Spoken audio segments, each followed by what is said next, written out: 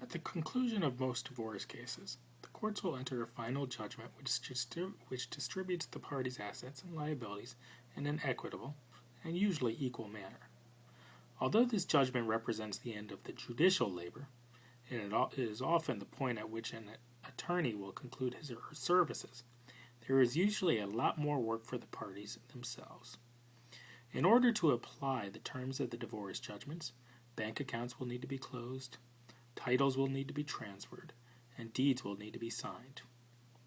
It's possible that one party will need to attempt refinancing on a marital home, and it's equally possible that one or more joint assets will need to be marketed for sale. Although the divorce judgment, and likely each party's divorce attorney, will provide general instructions on what to do, most clients are on their own as far as figuring out how to do it. One such area is the transfer of the marital home.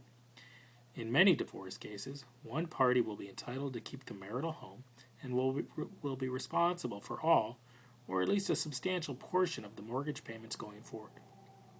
In order to transfer the property, the other party will need to execute a quitclaim deed in favor of the spouse who is retaining the property.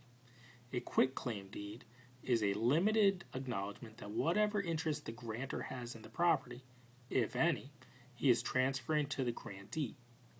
Unlike a typical real estate deed, no warranties are made and no guarantees are provided.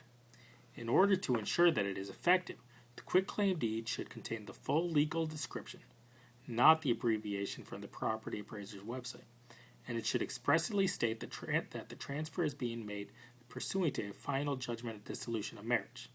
This will help avoid transfer taxes and documentary stamp fees. In order to ensure that the property is marketable in the future, this quitclaim deed should be drafted by a qualified attorney.